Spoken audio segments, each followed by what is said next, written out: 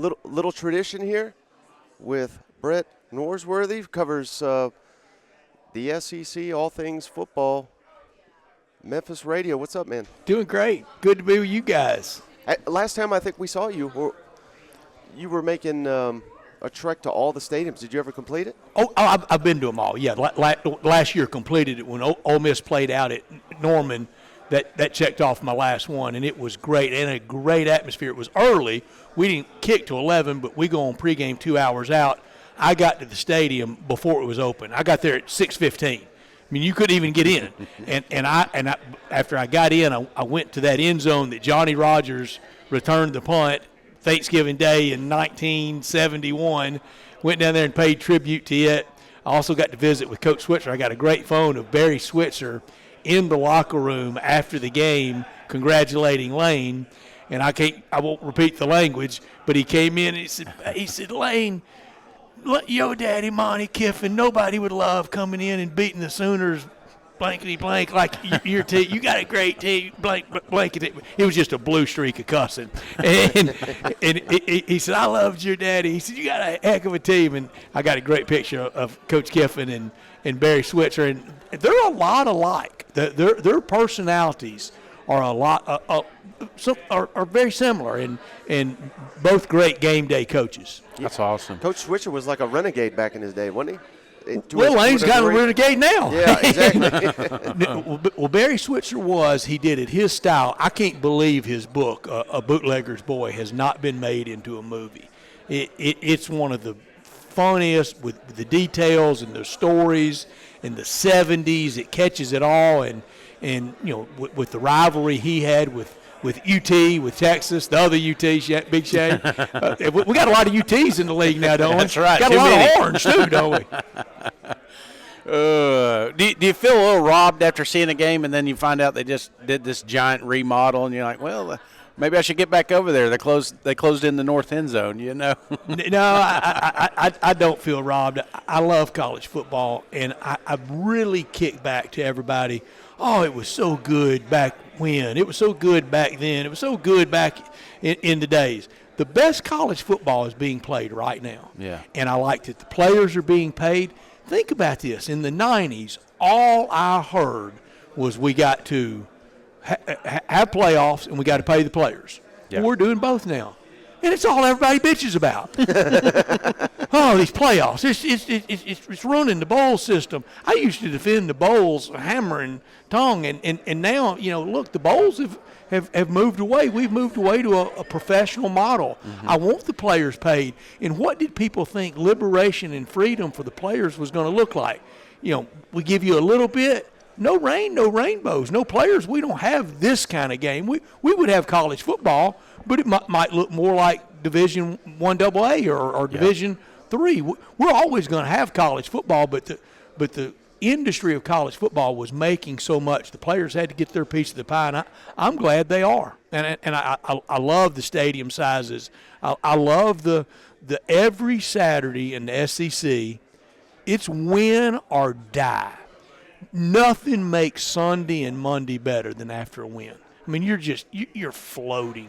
Whether you're driving back from somewhere or you run into your buddies, you know, at the golf course or at church or wherever you run into them, you're on cloud nine. You lose, you don't want to see them. Yeah. You don't want to hear from them. And now, because of, you know, great work like guys like y'all and the explosion of talk radio, all the intensity of the media, Twitter, social media, everybody's an expert on everybody else's team. In the Egg Bowl world, both fit. You want to find a super duper expert on Ole Miss, go to Mississippi State Twitter. They know everything we do. Same thing. At Ole Miss, real or perceived, we think we know that opponent now better than ever. And I think it makes for a lot of fun. And at the end, it is just a game, but it really matters. It really does. And they use that slogan, it just means more. I feel like it does. It does. Because it can change the – I used to hate – I would turn my phone off. I would put it on silent. I would avoid everyone for at least 24 hours I don't let him do it now. Now Mike's like, you got to get on. Tennessee law, you got to get on. We got to talk about it. The instant reaction's the best. And, yeah. And that's one thing in the media that I hate, that we kind of get the homogenized, a little bit sanitized version of post-game. Used to, we'd go in there directly afterwards. I mean, you'd get that raw emotion of those players mad, maybe raising Cain with each other, even in the locker room. Now, they bring them kind of the player area, the cooling off period. At Goofy basketball tournament started that, and that's about all I think of the basketball tournament. Can I ask? I want to ask a question because we had this brought up the other day on a mailbag. Like, what was your favorite game that you attended? Is there one that stands out in your mind? You're like, I can't believe I was there for that. Yeah, and Shane, it's not the latest being the greatest. I'm a huge St. Louis Cardinals baseball fan, and I was there for Game 6 when David Freese hit the biggest home run in St. Louis Cardinals history to beat the Rangers to extend to Game 7. The Cardinals won it. And that night, I thought, nothing's ever going to top this. And then one time on Memphis radio, we were talking about that great, best thing you ever been to, and I said, well, being at Ole Miss and loving Ole Miss, I said, maybe if game-winning field goal to win the SEC championship game, or a game-winning field goal to win a Sugar Bowl. So then I find myself first day of this calendar year on the field late in the game, and I looked up in the stands and saw all those Ole Miss fans, mostly in powder blue, but in the red, mostly red or blue, or baby blue or navy blue because of the Georgia red. And I'm thinking, this is about as good as it gets. And Carnero's lining up to kick that field goal, and as soon as he made it, I swear out loud, I said, David Freese, you've been topped. Greatest sports moment ever and greatest Ole Miss football moment ever. And I was on the field for our network coverage, and they throw it to me for instant reaction, and we got instant that night. No cooling off. First player, Lucas Carnero. I'll show you the picture on my phone. And they throw it to me, and I said, Lucas Carnero, you just kicked the biggest field goal in the history of Ole Miss football.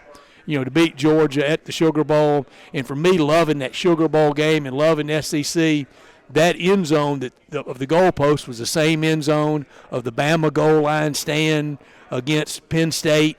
It was the same end zone that Herschel vaulted over Notre Dame in a Sugar Bowl.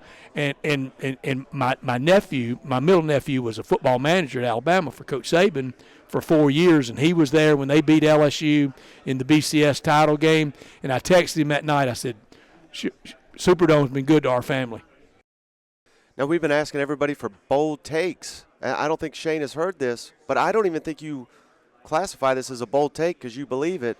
Can you tell Shane what you think about Ole Miss and Trinidad heading into the year? I've got Ole Miss 11-1, losing the regular season game October 24th in Austin, and then rematching with 11-1 Texas. I think Texas will lose their a regular season game at LSU. LSU loses in Oxford. LSU beats Bama. Bama has 2 losses. The other 4 teams, Georgia, Texas, Ole Miss, they all finished with 1 loss. So it's Ole Miss and Texas rematching. Ole Miss wins. That sorts out Heisman. That's the week before voting starts. I think voting starts that following Monday for the Heisman. Clean sweep for Ole Miss. Ole Miss wins the national championship. Trinidad wins the Heisman. The 4 Heisman finalists in New York: Trinidad, Arch, Dante Moore, and the Notre Dame quarterback C.J. Carr.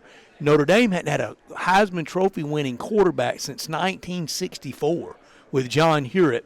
One time back internet days playing trivia in Memphis, and I throw out a question, and the answer was John Hewitt. And the question was, what Notre Dame winning quarterback later played in the World Football League for the Memphis Southmen Grizzlies?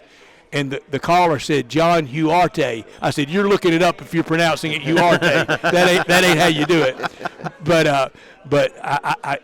So John Hewitt, 64, is what C.J. Carr is going up against. Notre Dame hadn't had any kind of Heisman winner since 87, since Tim Brown hadn't won it all since 88. They're going to be real good this year. But I think it's Ole Miss in the playoffs against USC in the Peach Bowl in Atlanta, then in the Sugar Bowl against Notre Dame, and then in Vegas. And I've never been to Vegas. First time I go to Vegas, Ole Miss beats Oregon for the national championship. Man, he's got it all figured out. No need to watch the season. Man, he's got it all. And that's brought to you by Tennessee Legend Distillery. You want me to do the read? So if it played out that way, what would be the narrative around Lane Kiffin? Ole Miss wins it all the season he's gone, first season he's gone. He laid the foundation. It'd be a thank you. It's a thank you that I have to him. I may be the only person in the Ole Miss world that doesn't hate him. I don't. I'm not going to. And I resolved driving home from the Egg Bowl when I got a call from well-placed source that he had taken the LSU job and all the news was breaking. Now, I did ask him right before I had him on postgame after the Egg Bowl. I said, what are you going to do? He said, I'm not leaving a team that can win a national championship. Well, he didn't think Ole Miss could. So he really didn't lie to me. And I'm going to give him that pass. But I like him. He did us a great job. We got to remember where Ole Miss was when he took that job over. After the Elijah Moore Egg Bowl leg hiking incident, we were done. Football program was out of business at Ole Miss. Keith Carter rolled the dice right down the middle of the table, landed Lane when Arkansas was gunning for him. If Hunter Yurachek in Arkansas gets him, everything he won at Ole Miss, he was going to win at Arkansas. He would have won at Arkansas. Ole Miss, probably would have hired Neil Brown or maybe Billy Napier. Billy Napier, if you can't win at Florida, how you going to win at Ole Miss? and so I will always appreciate his years, and my first thought would be he laid the fundamentals for this. Thank you. No, we're not sending him a ring, but now, do you think out of those two guys, let's say, well, now we got Pete and we got Lane down here in LSU, which coach do you feel like is under the most pressure to perform season one? I think it's Lane because of what he left for Pete at Ole Miss. Pete's got a better team right now. Now, Lane is in a big profile job, and he's going to win big there. Just get ready for it. He's going to coach there for the balance of his age of his 50s. He's 51. Let's say he stays till 61. He's going to win it 2 or 3 times. Everybody's just got to brace themselves for that. He's that good. One of the best game day zig and zag coaches I've ever seen. The game plans are incredible, but the in-game movement of something he sees at the 8-minute mark of the first quarter, I can do this against them at the 8-minute mark of the fourth quarter. He's a step ahead. It truly is wizardry on game day to watch him. And don't write him off as just an offensive guy. Second reference of the great Monty Kiffin. You can't be the son of Monty Kiffin and not know that defensive principles matter. And they do matter, and it matters to him. And of all the offensive wizardry and expert stuff he runs, he's a run-first coach. And finally, getting Kawan Lacey after some running back issues in 2024 that we may not need to go into. Some players not playing that should have been playing, but you gets Kawan Lacey last year, and it was back to ground and pound like it was with Quinshawn, like it was with Snoop Connor, like it was with Jerry and Ely. Now you're down there in Memphis, right? I am. Can you tell us a little bit about what we're going to get with Silverfield here? You're getting a really good man and a good coach, but the last 3 years in something called the American Conference, he finished 6th, 4th, and 4th. If you can't go any higher than that in the American, how are you going to blow it out at Arkansas? How are you going to win at Arkansas that finished 16th last year? And I said after we left the divisions, used to, especially when we're 12 teams, you could get over in the SEC West when it was arguably the best conference in the country, just the West. You could get over there, and Ole Miss was the recipient of this a lot of years. 4th in the West, that's not so bad. Bama 1, LSU 2, Auburn 3. Hey, we're 4th. That's not so bad.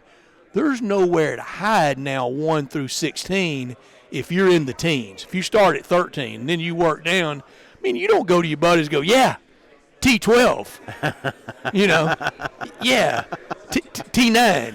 You used to could with 2 divisions. You can't now in Arkansas to be 16th. Dead last. And I think they will be again this year. An Arkansas friend asked me, he said, well, how are you going to vote the Razorbacks? I said, 16th. He said, well, why not State? I said, well, State beat Arkansas last year, and in 10 of the last 14 States beat Arkansas. I don't think people realize that. It's rock bottom for the Razorbacks. But Ryan Silverfield is a good man. I did not get to know him well in Memphis when he came in. COVID was hitting, and there's so many people at our station that cover the Tigers, the voice of the Tigers at our station, the sideline reporters at our station, and he did a good job for Memphis. But 6th, 4th, and 4th, the door was open in that league to do better, and you see a lot of coaches that did that are here. Golish, Summerall. I mean, I joked. I came to SEC Media Days summer of 2026, and American Conference Media Days from 2025 broke out with all the American coaches here. Well, speaking of state, what do you think about Jeff Lebby in year 3? And I heard Chris Doring this morning mention Kamario Taylor. He said he's Cam Newton-esque. He absolutely is. He made some plays against Ole Miss in the Egg Bowl that if he'd had any more help, my goodness, great player. And Jeff Lebby got off to that great start last year. We love him at Oxford. Instrumental. He was one of the building blocks, cornerstone. Great figures at Ole Miss. The work he and Coach Kiffin did with Matt Corral to take Matt from that freshman year. Matt started opening day 2019 in Memphis and threw for 91 yards. And then to take that and work with him and get him drafted, and he had the horrible foot injury with the Carolina Panthers. But Jeff Lebby knows how to coach that position. I think State will be improved. Maybe to a bowl. They went to a bowl last year because of APR, but this year get in it because of 6 wins. How long have you been covering sports down there? 35 years. 35 years in Memphis. This is my 30th SEC Media Days. 35 years. So was that – I'm terrible with years. Is that in the 80s? Late 92. 80s? 92. Okay. My first day was September. I was trying to – because I was going to ask you about the Memphis showboats. You can take your shoes off and count on your toes if you need to. I don't mind. You know the Tennessee boys. No, I was going to ask you about, Reggie White down there, if you had any good stories. Well, I do. Reggie White famously signed with the showboats, and then it shouldn't have hit the papers, but it did.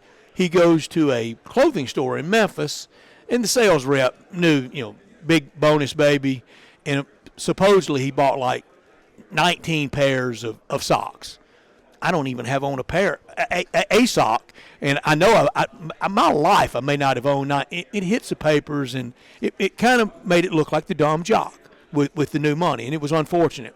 Well, he embraced it, so they introduced the defense at this particular game. They're playing Herschel and the New Jersey Generals, and they introduced the defense, and they and it's sock night. They turned it into sock night, and everybody got a big pair of tube socks. Well, all the other players came out waving one. He came out with 2 hands full, like 10 pair in each hand. The Liberty Bowl goes crazy for him, one of the great athletes of all time. In another time, he could have been Derrick Henry at running back. He could have played running back in SEC. He was so good, and it would have been like Derrick Henry. Can you imagine getting in front of that? But I think in the history of the SEC, the 2 greatest defensive players are Derek Thomas and Reggie White. But both gone. That's so sad. Yeah, I know. No, I remember as a kid when he came out with that Minister of Defense book, he was making the rounds, especially in the East Tennessee schools, and my papa, he was like, well, we got to get down here. And we got an autograph, and just this is legend. I was, at that moment, 92, I wore it everywhere. Real deal. I didn't care. And one of the great free agent signings in the history of the NFL, the Packers getting him. And the Packers, that was like going to Nome, Alaska when they got him. Nobody wanted to move there, and he did what he did with the showboats, what he did with the Eagles, and then even finishing up with the Panthers. But the Packer years, he was as instrumental to that success as Brett Favre was. Who do you have anyone in the SEC taking a big step back this season? Big step back, I think A&M, because the offensive line, and they really kind of threaded the needle last year. And I was joking with our buddy Olin Buchanan from Texags. If they get beat 10-7 by Miami, and Ole Miss was going to get the one, we thought we were going to beat Tulane, and did, and that game was before ours, so we were watching it very intently, and they lose 10-7. I said, Olin, you score 4 more points and get 11 at home, we get y'all in Fiesta instead of Miami, and I like the matchup against A&M better, but Miami whipped the stew out of Ole Miss. They were the better team. I know it ended up close, but they were the better team and really deserved to win. Their defensive line, especially in the first half. Now, we did make adjustments. They were throwing our guards back into shotgun, and Trinidad couldn't get a playoff. They were messing up everything. They were really good, and Indiana was fortunate to beat them. Indiana kind of had to hang on in that game. Did you see Trinidad the other day said would have been nice if they had a Heisman campaign for him last year? Yeah, I know what he means. It was a great story. I mean, it really is Rockwellian. It's Americana from that, that little bitty school to now at Ole Miss. He had not even been to Oxford until late May last year. Got to Oxford May 27th in time to enroll for first session of summer school, Memorial Weekend when they all kind of have to report back. A lot of people around town. We didn't even know who we had. I saw him on a Friday night at the stadium, real deal scrimmage, lights on, simulating a real game. He looked good, but I never would have predicted that. I said earlier, imagine a year ago walking in the hallway here and go, yeah, Indiana, 16-0, Fernando Mendoza is going to win the Heisman, and Trinidad Chambliss, a transfer from Ferry State, is going to be the big story in SEC. The white coats would have taken me to the state hospital for that. I do got to ask you one last question. Third game of the year. Everybody wants to talk about it, right? What do you think that is there a chance that we may be overlooking the first game of the year? We could be with Ole Miss and LSU, and with Clemson and with Ole Miss and Louisville, and with Clemson and LSU. They're both going to win, but what we're overlooking is the week after September 19th. Ole Miss goes to Gainesville to play Florida and John Summerall, that we all respect so much. We were there 2 years ago, and it turned into a house of horrors, maybe the most hurtful loss. If on that range of great wins, I'd say the Sugar Bowl, that loss at Florida 2 years ago, because that was out of the playoffs, even trying to bag in at 9-3. Ole Miss may have been better on the field in 24 than in 25. Maybe could have won it all in 24 over last year. Lose to Florida to compound it. Several buses, 2 planes. We get back out to the airport. Team takes off first. I always call the 2 planes the team, and then the plane I'm on, everybody that doesn't matter. And I'm on the everybody that doesn't matter plane. And we're backing out, getting ready to start taxiing, and we kind of all lurch forward. I look to the right, and I tell our sideline reporter, my good friend John Darnell, I go, that didn't feel right, does it? After a part is delivered from Tampa to Gainesville, we take off 5 hours later and had to sit in the tube because if we leave the plane, it kind of spoils TSA. So we have to sit in there. And I said, they're just making us sit in here and stew in that loss, aren't they? Who's paying us back for this? What did we do to deserve this? So we go to Florida, and LSU, they host A&M. In back-to-back years, they have A&M at home like Ole Miss has LSU at home in back-to-back years because of the 9 games. There's a couple places like that this year. And LSU last year against A&M, that was Brian's song, wasn't it? That was Brian Kelly's swan song. A&M emptied Tiger Stadium in the third quarter. The Aggie war hymn was just resonating. Watching on TV, I'd never seen Tiger Stadium like that. I mean, there wasn't anybody mad enough to fight. and my favorite LSU story, 1985 Liberty Bowl in Memphis. Friday night game, Baylor. And, the story about you invite Baylor to a bowl game, they bring a $10 bill and a copy of the 10 Commandments and don't break either one. And they come to Memphis, and LSU couldn't get the Baylor fans to fight with them, so they just fought among themselves. All right, Brett. Well, we really appreciate you. Before you go, can you tell our audience how to follow you, how to find the show? I can, sports56whbq.com, and pre- and post-game with the Ole Miss Rebels, and love being with you guys and love what y'all have done. Love what y'all have done. Everybody has a lot of regard and respect for how you've done it. Thank you. I appreciate you, man. Thank you.